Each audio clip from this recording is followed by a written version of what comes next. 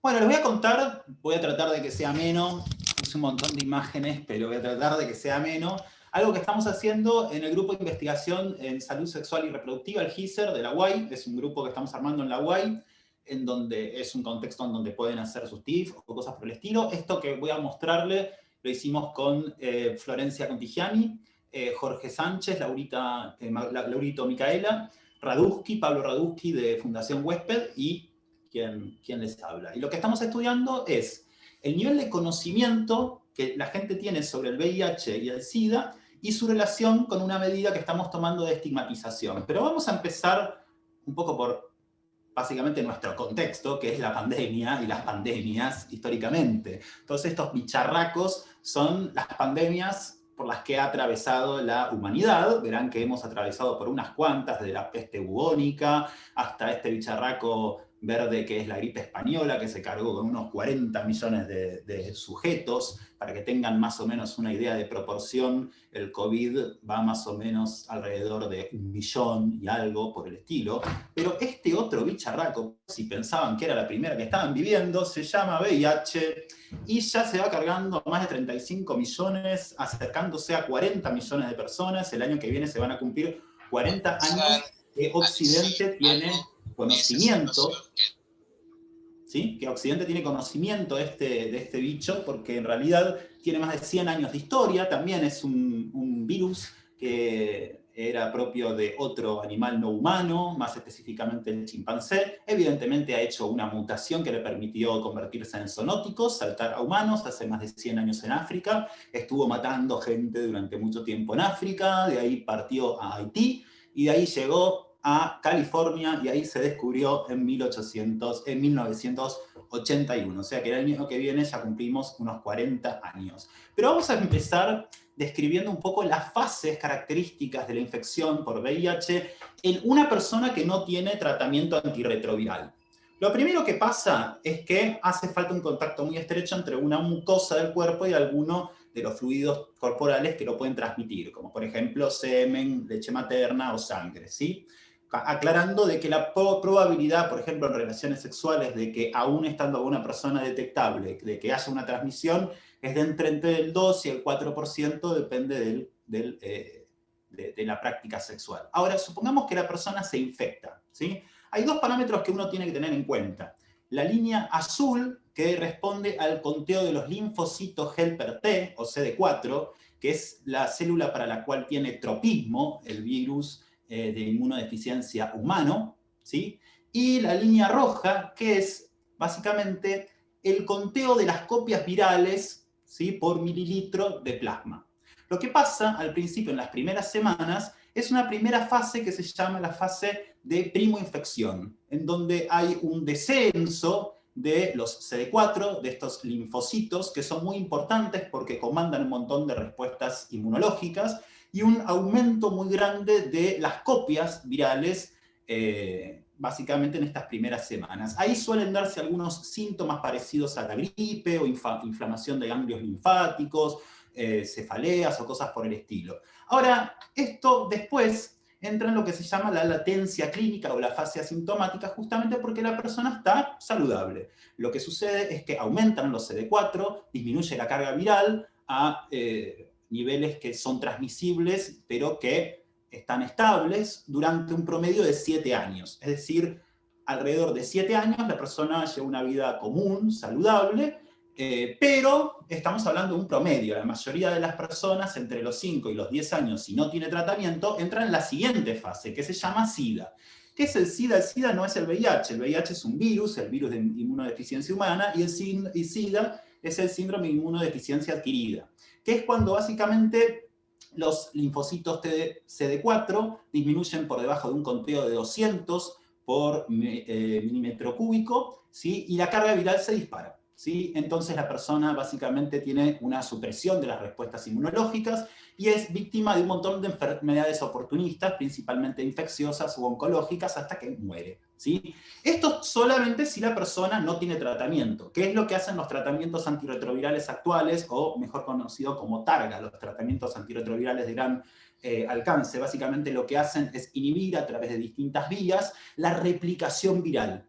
y hacen que el virus descienda tanto, pero tanto que sea indetectable, que no se lo pueda llegar a ver en sangre. No quiere decir que no esté, que era en lo que se llama reservorio viral, pero hay tan poco que no puede infectar a la célula CD4 y la persona puede tener la misma cantidad de células CD4 que cualquier otra persona, la misma expectativa de vida, y una cosa muy interesante que se encontró después es que no puede transmitir el virus por vía sexual, ¿sí? ¿Cuándo llega a SIDA? Bueno, pues nunca. Pero para eso tiene que tener diagnóstico y además de diagnóstico, tratamiento. Es por eso que la ONU-SIDA, a través de su declaración política del 2011, de la cual nuestro país es firmante, se propuso dos objetivos, uno para 2020 y otro para el 2030.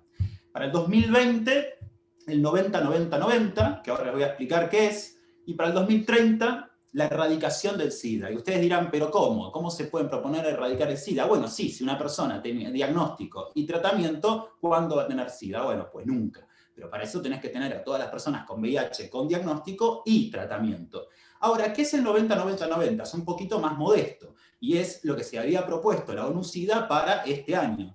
Es que el 90% de las personas con VIH tengan diagnóstico, el 90% de las personas con diagnóstico tengan tratamiento, y el 90% de las personas con diagnóstico y tratamiento, además, tengan supresión viral al nivel de la indetectabilidad viral.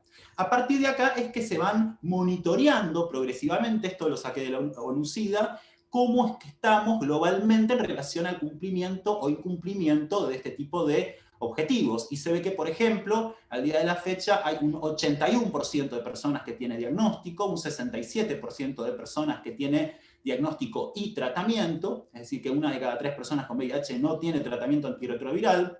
Recuerden también que el tratamiento antirretroviral, cuando logra que la persona esté indetectable, también es un método de prevención, porque hace que la persona no lo pueda transmitir, al menos por su vía más frecuente, que es la vía sexual. Y un 59% se estima de personas no están indetectables. ¿Cómo está nuestro país al respecto? Bueno, en nuestro país hay 4 de cada 1000 personas que tienen VIH, unas 139.000 personas, de las cuales 17% desconoce de su diagnóstico, o sea, hay un 83% de personas que sabe que tiene VIH, o sea que estamos mejor que la media mundial, pero peor que los países desarrollados, para resumirlo de alguna manera. Ese 83% debería estar en 90%. Hay estimaciones que indican que menos del 80% de las personas tienen tratamiento, y la verdad que no hay datos fiables en nuestro país sobre la cantidad de personas que están indetectables, ¿sí? También se puede mencionar que estamos teniendo más o menos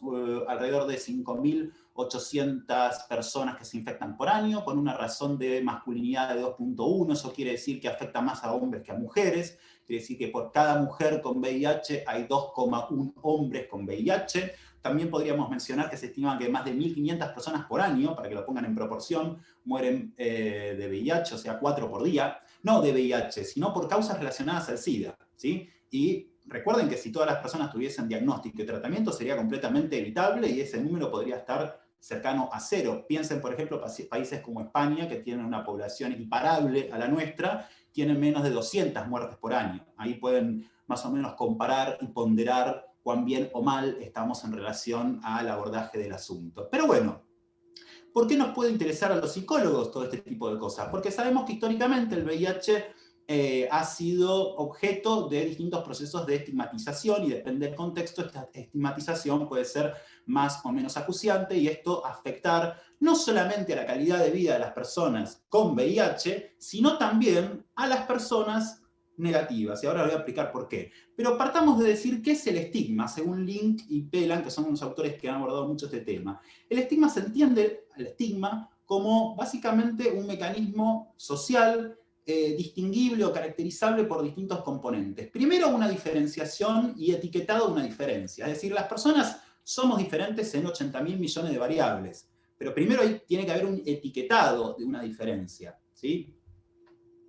Después, una asociación de una diferencia con un atributo o un conjunto de atributos que son peyorativizantes o degradantes o devaluantes para la persona, ya sea es una persona peligrosa, es una persona abyecta, es una persona irresponsable, es una persona de tal o cual estilo, qué sé yo. Separación del nosotros y de un ellos, y finalmente una pérdida de estatus social, eventualmente con conductas que llevan a algún tipo de apartamiento, discriminación o cosas por el estilo, ¿sí? Ahora, yo lo que les contaba es que nuestro objetivo es estudiar no solamente en CABA el nivel de conocimiento que las personas tienen sobre esto, sino su relación con la estigmatización, ¿sí? Para esto usamos un cuestionario sociodemográfico. También utilizamos un cuestionario que armamos sobre el conocimiento que la gente tiene sobre el VIH y SIDA, y aspectos relacionados, por ejemplo, a las vías de transmisión, los métodos de prevención, que indetectable es igual intransmisible y demás.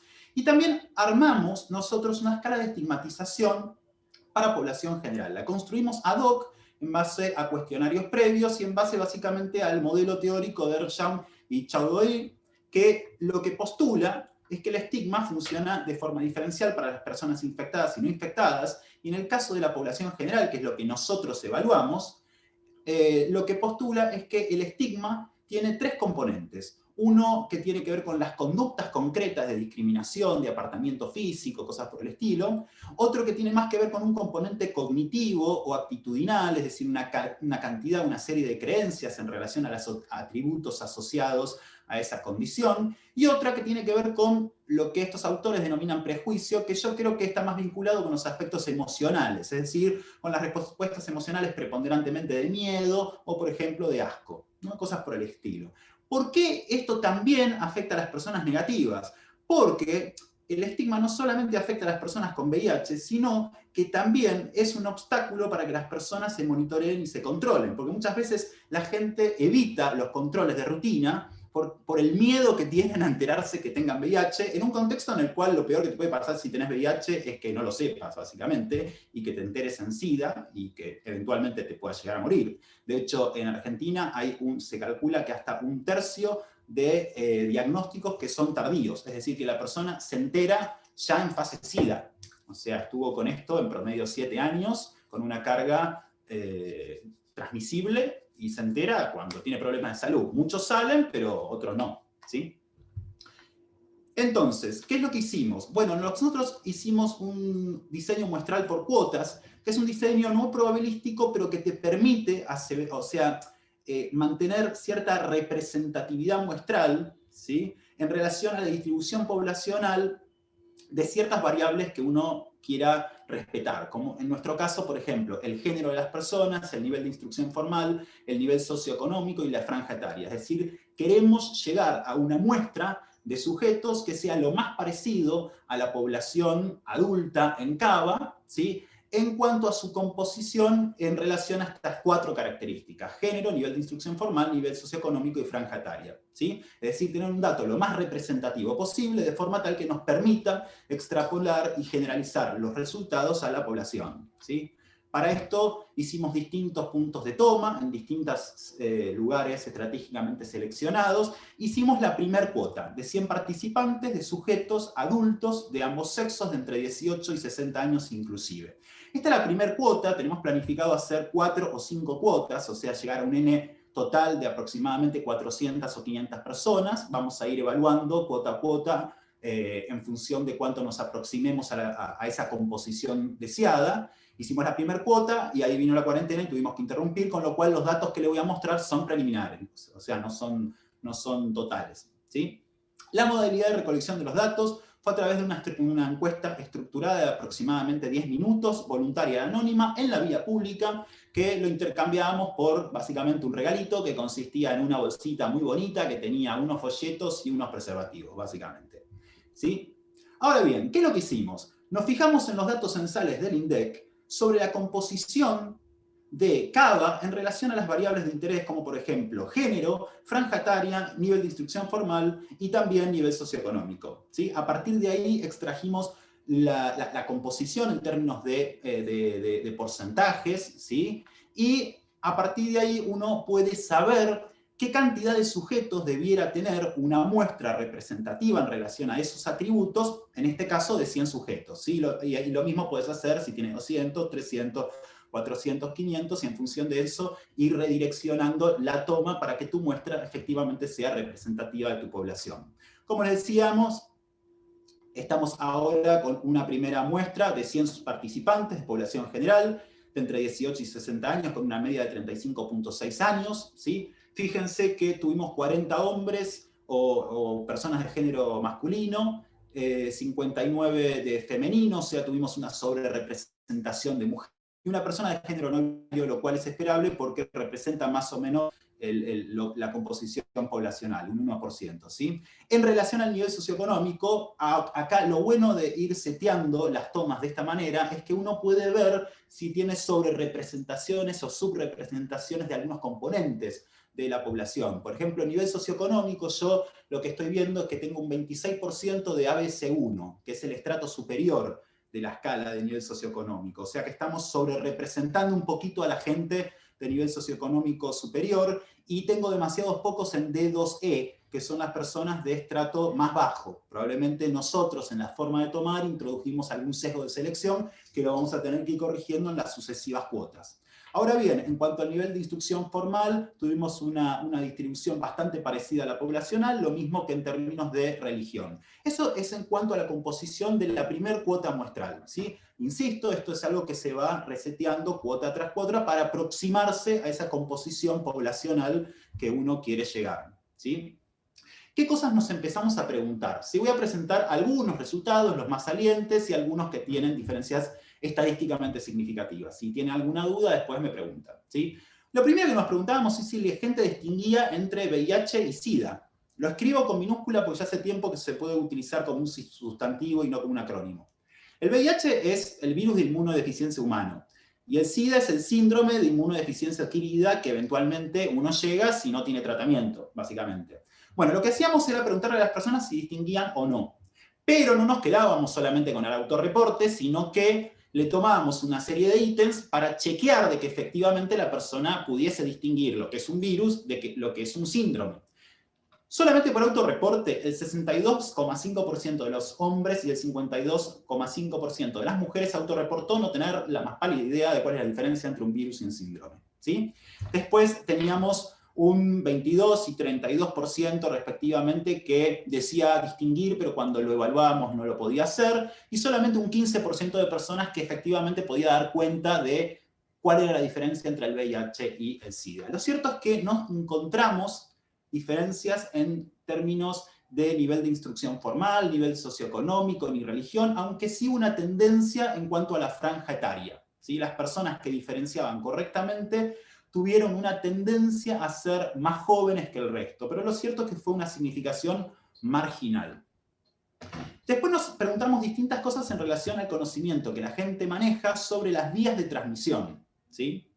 Lo cierto es que la gente tiende a discriminar bastante bien cómo es que se transmite, es decir, por relaciones sexuales sin alguna barrera de protección, y cómo es que no se transmite. Y ahí nos pusimos exquisitos y conformamos una variable compuesta por básicamente las personas que podían distinguir correctamente que no se transmite ni por mate, ni por compartir un abrazo, un beso, compartir utensilios.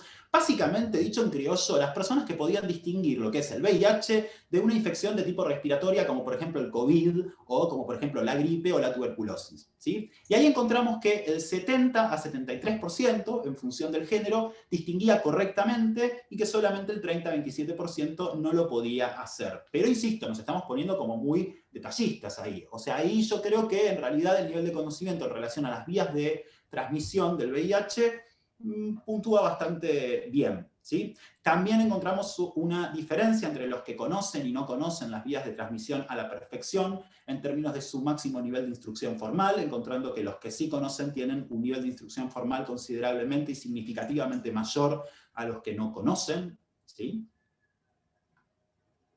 Y después nos preguntábamos sobre si la gente conocía, por ejemplo, algunos métodos de prevención alternativos al preservativo, como por ejemplo lo que es el PrEP, ¿sí? Que es la profilaxis preexposición, que consiste básicamente, es como si fuera algo así como la pastillita anticonceptiva, ¿sí? Es tomar antirretrovirales, o bien todos los días, o bien un día antes y 2 días después de una exposición de riesgo, que son antirretrovirales. En vez de tener 3 drogas, tiene 2, generalmente, y viene generalmente bajo el nombre de una cosa que se llama trubada, ¿sí? Si no conocían qué era esto, no se preocupen, porque la gran mayoría de la gente no sabe ni siquiera que existe. O sea, en función de si es hombre o mujer, decía no conocer lo que es el PrEP, ¿sí? O sea, la gran mayoría de la gente no tiene ni idea que existe. Tampoco se da mucho problema porque en nuestro país no está habilitado por el ANMAT, por distintos intereses, no importa, no voy a ponerme a discutir por qué. Lo pueden conseguir por izquierda, pero es muy caro, ¿sí? Funciona, hay distintos estudios en distintos países que muestra que reduce la tasa de infecciones en un 70% en grupos más expuestos, pero en nuestro país no se ha aprobado. Lo que sí se ha aprobado es el PEP. Si hay anticonceptivo del VIH, también hay pastillita del día después. Y ustedes dirán, ¿qué es esto? Bueno, es la profilaxis post-exposición. Es básicamente que si vos estuviste expuesto a una situación de riesgo, si durante las primeras 72 horas empezás a tomar antirretrovirales durante 28 días seguidos, podés evitar la infección. ¿Sí? O sea, incluso después de la exposición. Está buenísimo para personas que tuvieron una exposición de riesgo, bien porque colgaron o bien porque fueron víctimas de una violación. ¿Sí? Y lo bueno también es que en nuestro país esto sí está habilitado y en ciudades como Buenos Aires podés tener acceso de forma a hospitales, Ramos o el Muniz. ¿Sí? Ahora, esto sirve siempre y cuando vos conozcas que existe. Y lo cierto es que aproximadamente el 90% de las personas ni siquiera sabe que existe esto. ¿Sí? El 90% de las mujeres y el 88% de los varones reportó no tener ni idea que es el PEP. Con lo cual, otra variable en la que estábamos mal. Después queríamos averiguar cuántas personas habían escuchado o al menos leído algo sobre indetectable intransmisible. Yo acá les pongo una cita sobre un estudio que se hizo en The Lancet en 2019, pero que en realidad es el corolario de una larga y copiosa cantidad de estudios hechos en los últimos años, que demuestra que una persona cuando tiene carga viral indetectable, es decir, menos de 20 copias por mililitro, es decir, el virus no se lo puede ver, no puede transmitir el virus, al menos de forma sexual, y siempre y cuando siga con su tratamiento de forma rigurosa. Eso quiere decir que indetectable es igual a intransmisible por forma sexual. Y nos preguntábamos, bueno, ¿cuántas personas habían escuchado hablar de esto? En este caso encontramos que un 23% de hombres y un 31% de mujeres habían escuchado hablar, ¿sí? Ahora, cuando los empezamos a evaluar en relación a 5 ítems sobre qué implicaba esto, nos encontramos que solamente una persona podía dar cuenta de cuáles eran las implicancias de indetectable igual intransmisible. ¿Sí? Lo que sí encontramos es nuevamente que los que conocían o los que habían escuchado hablar de indetectable igual intransmisible mostraban un nivel de instrucción formal considerablemente más alto que los que no. ¿Sí? Al mismo tiempo también encontramos que una variable que se asociaba de una manera bastante clara a conocer o no que indetectable es igual a intransmisible, era tener o no una persona conocida con VIH. ¿Sí? Fíjense, las personas que no tienen al menos una persona conocida con VIH, en un 81% de los casos nunca escuchó hablar de igualí.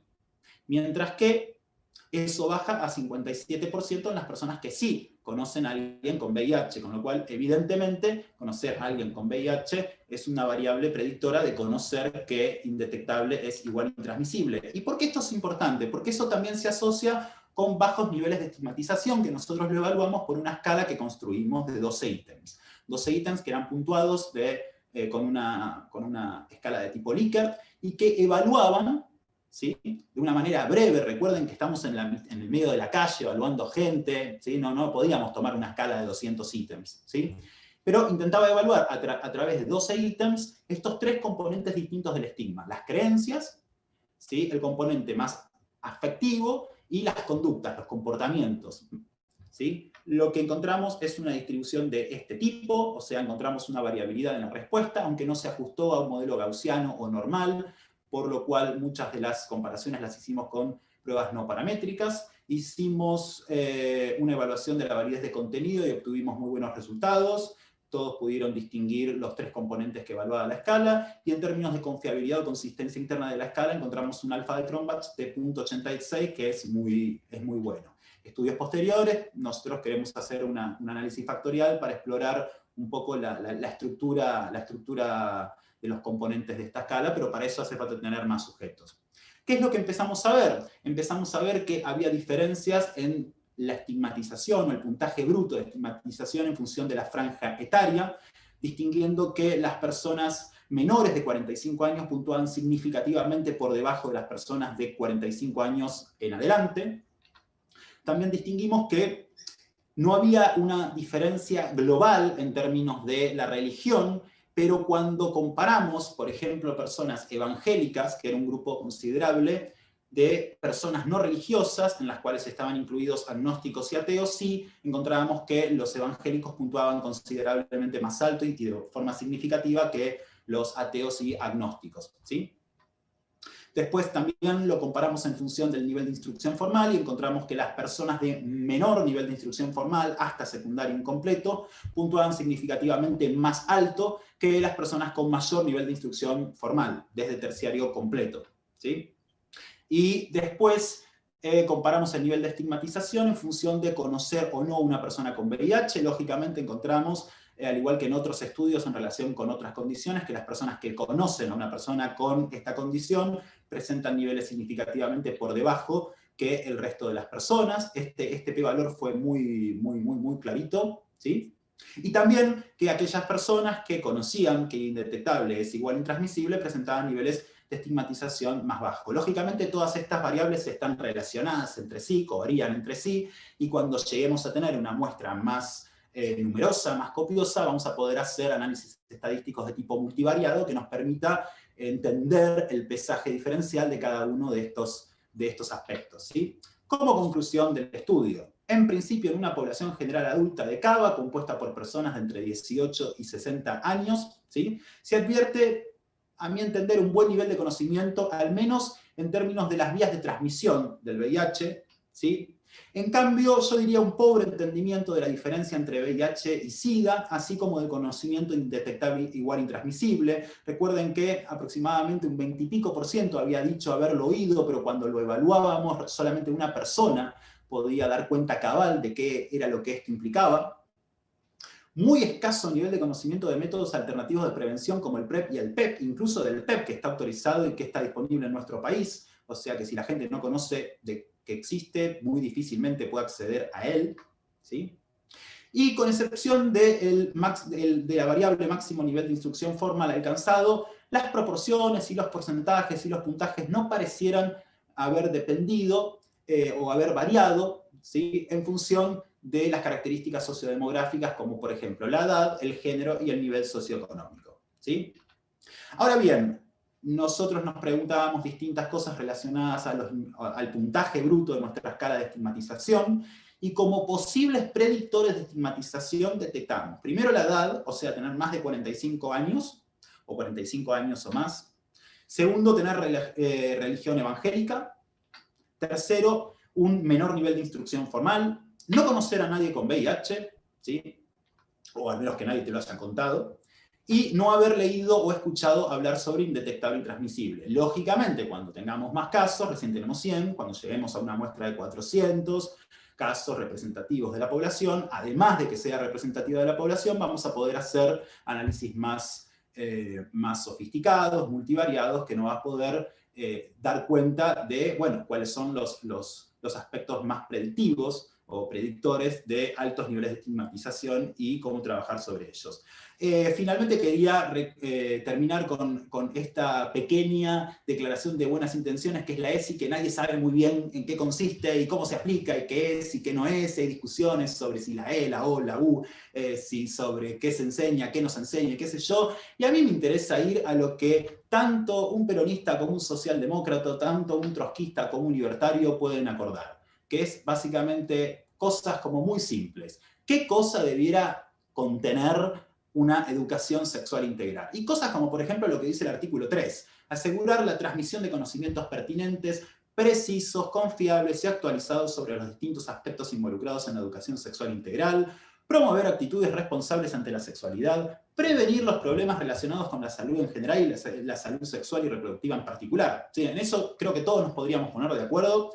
Y si bien nuestro estudio no pretende ser ni llegar a ser una evaluación de impacto de distintas aplicaciones de la ESI, yo creo que a juzgar por los resultados estamos debiendo bastante. Digamos, la mayoría de la gente no conoce algunos aspectos bastante claves sobre el VIH-Sida, como por ejemplo métodos de prevención como el PrEP, la diferencia entre VIH y SIDA, que es indetectable igual intransmisible, igual. Bueno, muchas gracias por la atención, espero no haberlos acribillado con demasiadas imágenes.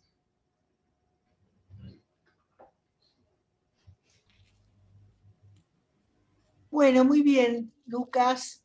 ¿Algún comentario, preguntas? También vi que había algunos chats que escribieron, si alguien quiere preguntar respecto al chat. Abierto el debate por 10 minutos, porque te tomaste unos 30 minutos. Sí, yo le dije a Vale, y encima tuve que recortar, porque primero lo armé re largo, Y tuve que hablaste recortar. rapidísimo. Sí, yo le dije a Vale, voy a tener que correr. Bien. ¿Preguntas? ¿Comentarios? Yo lo que te quería, o sea, el comentario que te quería hacer, viste, con respecto a, igual más que nada con lo que hablabas de la introducción, tampoco otra cosa que se conoce mucho es que, por ejemplo, la esperanza de vida de una persona con VIH que toma antirretrovirales es la misma que una persona que no tiene VIH hoy en día, o sea... Sí, con diagnóstico temprano, sí. Con diagnóstico temprano. Es clave el tema del diagnóstico temprano. Y también es clave el tema del tratamiento temprano. Hoy por hoy es diagnóstico, tratamiento. O sea, no se espera como antes. Antes se esperaba que los linfocitos CD4 bajen por debajo de un umbral, que generalmente estaba en 350, y recién ahí se empezaba con el tratamiento. ¿Sí? Porque antes los tratamientos eran mucho más tóxicos. Ahora no, tenés el diagnóstico y automáticamente se empieza el tratamiento para que descienda rápidamente la carga viral y los linfocitos siempre queden arriba. Y además como método de prevención, porque si la persona está indetectable no puede transmitir el virus, al menos por vía sexual. Con lo cual... Claro.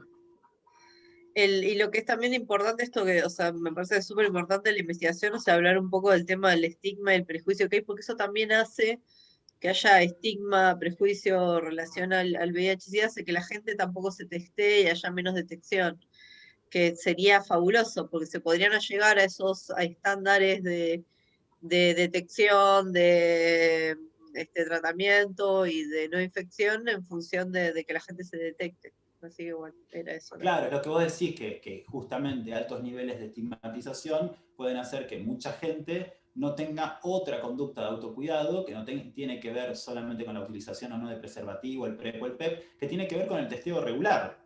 Claro. Independientemente de cómo sea tu vida sexual, si vos tenés una conducta de testeo regular, por ejemplo, te haces un test rápido cada 6 meses, vos ya sabés que si te infectás lo vas a saber rápido. Claro. Ahora, si tienes mucho miedo del tema, probablemente lo evites, ¿viste? Como son los temas a los cuales uno le tiene mucho miedo. ¿Sí? O, sepan que hay testeos rápidos que duran 20 minutos hoy por hoy. En 20 minutos tenés la prueba y Buenos Aires está lleno de lugares para hacerse el test. ¿Sabés si en casos de violación se utiliza el PrEP? No, el PrEP no, pero el PEP sí. El PEP sí. El PEP se puede utilizar en el caso de una violación. Y está muy bueno porque además de lo traumático de la violación, la persona si no tiene que estar un mes por el periodo de ventana de detección de la infección, con la incógnita de si, a menos que te hayan violado con preservativo, pero no lo creo, con la incógnita de si tuvo algún tipo de infección o algo por el estilo. Pongamos en claro de que el PEP es efectivo para evitar la infección de VIH, no de sífilis, ni de gonorrea, ni de hepatitis. Lo mismo aplica para el PrEP. Son para VIH, son antirretrovirales. ¿Sí? Ahí estaban preguntando en el chat otra cosa de PEP. Parece que el PEP... que decían, del PEP no hay investigación de desarrollo en Argentina, más que nada del PEP. El PEP ya está autorizado en Argentina y lo podés conseguir en hospitales. Y si tenés obra social, se lo podés pedir a tu obra social. El tema es que algunas veces ponen tantas trabas que dejan pasar los 72 horas, y eso es clave. O sea, el PEP funciona si lo empezás en las primeras 72 horas después de la exposición. Si lo empezás después, ya no, porque ya no tiene sentido. Con lo cual lo tenés que hacer rápido. O sea, mi sugerencia sería que si querés hacer PEP, vayas rápido, lo más rápido posible, al hospital que te lo dan, y te lo dan de forma gratuita, y te evites el mal rollo de estar un mes ahí con la incógnita. En el caso de que haya una violación, ahí lo fundamental es que haya denuncia. porque si hay denuncia hay un protocolo automático en donde se revisan todos estos dispositivos para tratar de prevenir enfermedades de transmisión sexual, entre otras cosas. Con lo cual sería crucial que haya denuncia, a veces no la hay, pero esto sería un motivo para difundir que hubo una razón más, al margen de la cuestión punitiva, etcétera, es la cuidado de la propia salud, y que hay mecanismos para lograrlo.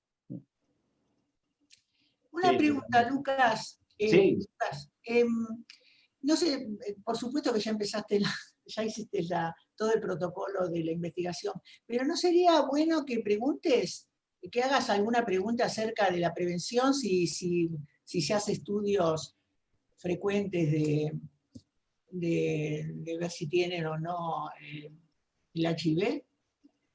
Especialmente en personas que no son casadas, que son solteras y tienen más relaciones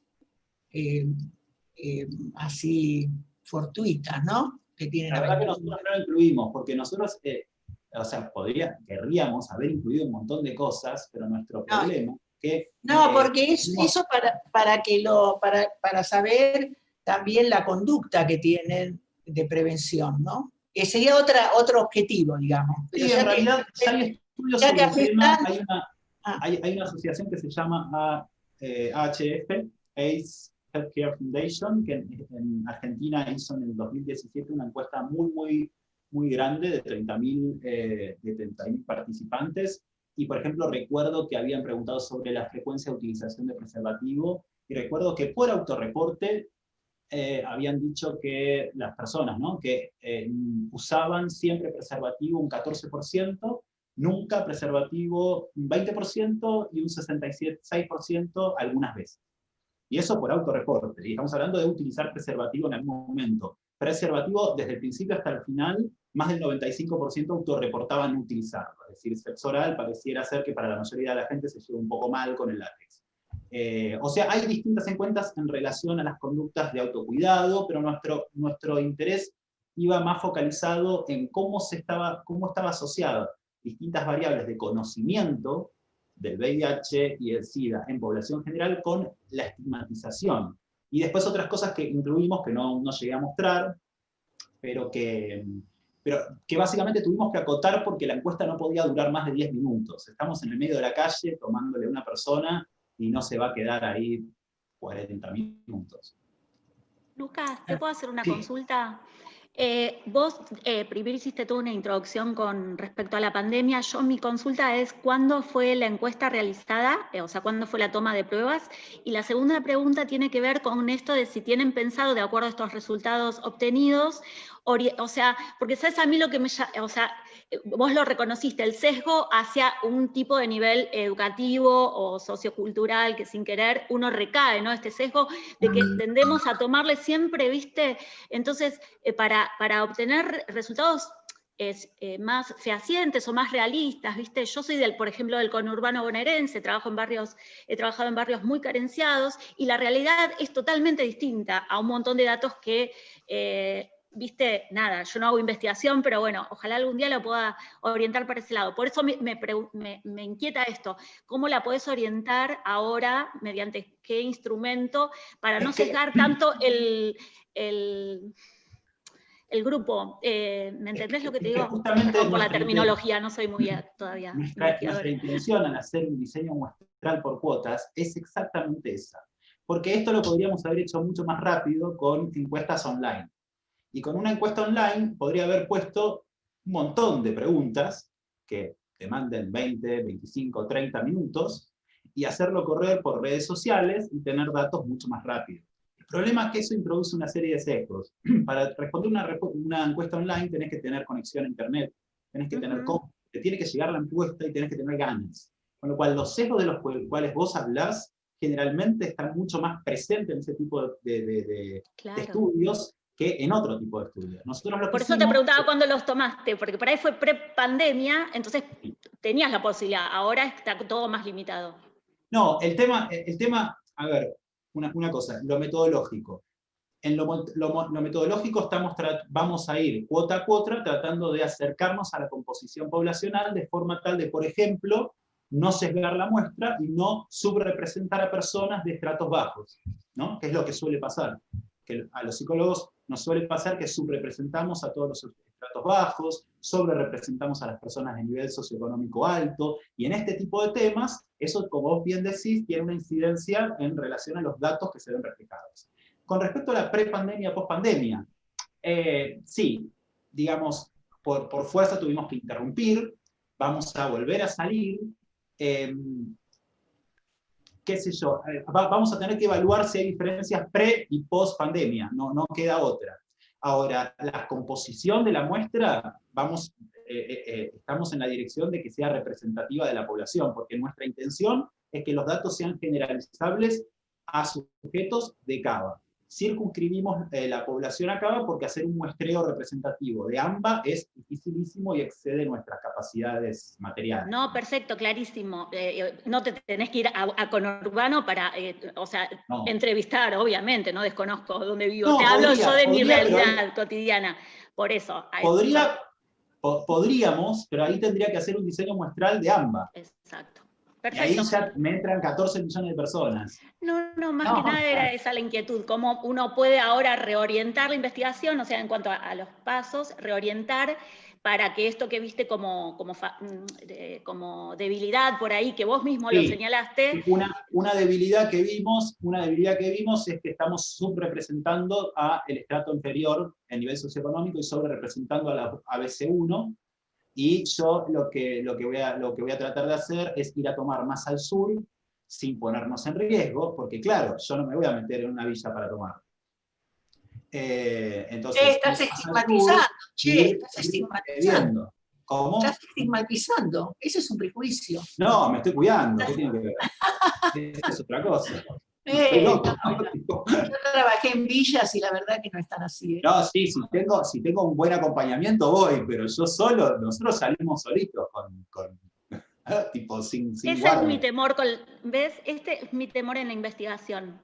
Este es mi temor, pero sí, está todo bien y eso cada se llama, Eso está buenísimo lo que vos decís, Paula. Pero eso no se llama sesgo de podías. selección, y la mayoría de las investigaciones psicosociales no lo tienen en cuenta, simplemente toman lo que pasa por adelante. Y está Igual bien me cuando uno encantó el tiene una tema. prueba, un modelo, pero lo cierto es que a los fines de generar inferencias poblacionales, portás con un montón de sesgos de selección y que encima no los podés ponderar, porque no tenés la comparativa con respecto a la composición poblacional. Lo bueno de hacer esta metodología es que al menos nosotros podemos tener una ponderación de, bueno, mira, estamos subrepresentando este estrato, sépanlo. Digo, Perfecto. aún sabiendo que estamos subrepresentando a capas bajas, tenemos estos datos. Yo creo que si llegamos a una composición verdaderamente representativa, estos datos son incluso peores. O sea, obtendríamos guarismos peores. Totalmente. Hola. Gracias, Lucas. Me encantó la explicación, entendí perfecto. Gracias por tu pregunta, me encantó. Pero me encanta preguntar, es más fuerte que Sí, yo. me encanta, perfecto, gracias. Lucas, a mí me quedó una consulta, si puedo Sí. preguntar. Al principio vos mencionaste datos estadísticos sobre las personas que están diagnosticadas y las personas que están en tratamiento. Y mencionaste que había una diferencia. Mi consulta es si esto tendrá que ver con la falta de información o con qué, si es que se sabe. Es una excelente pregunta. Yo te voy a decir dos palabras para hacerla breve. Pobreza y estigma. O sea, la primera, pobreza. O sea, los psicólogos tendemos a psicologizar todo, ¿no? Entonces, la persona que tiene diagnóstico y no tiene tratamiento es porque es irresponsable. En este país, empezá a pensar en la pobreza, en las condiciones materiales que le permiten a una persona hacer todo lo que tiene que hacer para ir a un hospital todos los meses, a ganar la pastillita. Digo, si una persona es pobre, realmente pobre, o te digo más, indigente, y pensá que en estratos bajos hay mayor incidencia de VIH que en estratos altos, probablemente tenga problemas más acuciantes que el tratamiento antirretroviral. Por ejemplo, llenar la ladera, o por ejemplo, ver cómo se resguarda de la lluvia. Entonces, claro, la primera palabra que te digo es pobreza, y la segunda palabra que te digo es estigma. Hay personas que aún sabiéndolo, le da tanta vergüenza ir al servicio de infectología del pueblo, esto pasa incluso con mayor fuerza en lugares chicos, no se conocen todos, que no se tratan. Ahí tenés el efecto también del estigma. Ahora, ¿hay datos fiables para poder desagregar ese gap el que estás mencionando? En Argentina no, la verdad. Pero yo me apuesto que el primer motivo es pobreza y el segundo es estigma, o vergüenza, si lo querés. Bien, gracias. Bueno, dejamos a... Una pregunta. Sí. No, respecto de esto del estigma, justamente, yo creo que es un problema grave en este asunto.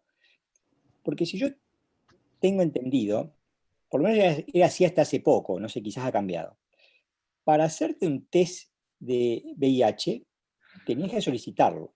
Tenías que solicitarlo y dar por aprobado que tenés que hacerte un test de VIH. Hay otros virus que no. Yo me hice un testeo viral porque una vez estuve con una fiebre que me duró mucho tiempo y me hicieron un barrido de virus. Y me preguntaron por el VIH, si yo quería hacérmelo, yo dije que sí. Pero me hicieron otros que no me preguntaron nada. Con lo cual, es probable que, estoy seguro que es así, que hubo culpa de la estigmatización que sufrió las personas que tenían VIH, el resguardo de que no se haga el test. Ahora bien, como Estado, si vos tenés gente que está en situación de pobreza, que está en situación de indigencia, y que pueden tener el virus sin saberlo, una vez que se hacen un análisis de sangre, ¿no será bueno tomar recaudos para saber si la persona tiene una infección o no? Sobre todo si, como bien dijiste vos, el tratamiento hace que la persona tenga una esperanza de vida mayor y que encima no se transmite el virus. O sea, como política de salud pública, habría que trabajar el estigma de otro modo, ver cómo lo solucionamos de otra manera y actuar. No Sí, sé. totalmente. Ese es otro aspecto interesante en donde el estigma condiciona las políticas públicas e incluso la matriz normativa, porque existe la ley de 1930, que es la Ley Nacional de SIDA, que es la 23.795, ¿sí? Que establece el resguardo de no solamente la confidencialidad, sino el principio de autonomía. Quiere decir que la persona es autónoma de decidir si quiere o no quiere saber si tiene VIH y hacerse el test. Entonces, en una sociedad utópica sin estigma, lo más práctico sería hacer distintos mojones de testeos compulsivos. Es decir, a los 18 años te testeo, después te testeo, ¿verdad? Sería lo más práctico. En una sociedad utópica sin estigma. Pero, como existe estigma, hay resguardos legales porque hay gente que tal vez no quiere saberlo, entonces prepondera el principio de autonomía. Pero sí, en un sentido pura y exclusivamente pragmático sería mejor. El problema es que, bueno, en esa dirección uno tiene que pensar cómo disminuir los niveles de estigmatización, de forma tal que en realidad las personas de forma voluntaria accedan a hacerse el test. Lo que se puede es ofrecer hacerse el test, pero sin el consentimiento de la persona no se lo puede hacer de forma compulsiva. Bueno, está muy lindo, voy a hacerme la mala de la película para parar, porque hace 16 minutos que estamos discutiendo el tema es apasionante, pero tenemos que cumplir con las reglas.